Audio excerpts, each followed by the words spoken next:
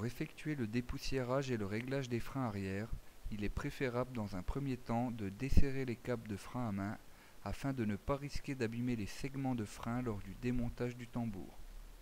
La vis de réglage peut être située sous la voiture au niveau des câbles de frein à main ou dans le véhicule derrière le levier.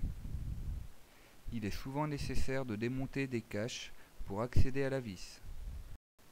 Tu devras seulement la desserrer de quelques tours pour t'assurer que les segments de frein soient en position repos.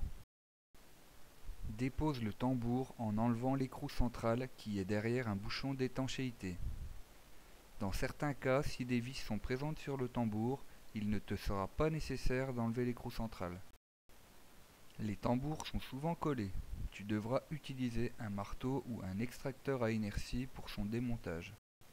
Dépoussière le tambour et les garnitures à l'aide d'un pinceau et de nettoyant frein ou d'une station de nettoyage.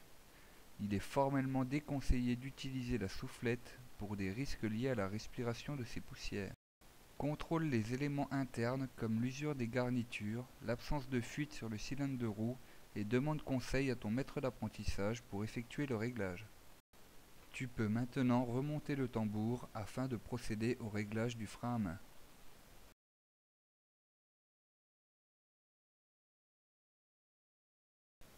Généralement, pour un réglage de levier correct, tu dois compter entre 3 et 7 crans en serrant le frein à main. Ce nombre varie en fonction des véhicules et de la conception du levier. Une fois le réglage effectué, il ne te restera plus qu'à serrer le tambour au couple préconisé par le constructeur, remettre le bouchon d'étanchéité et remonter la roue en la serrant également au couple.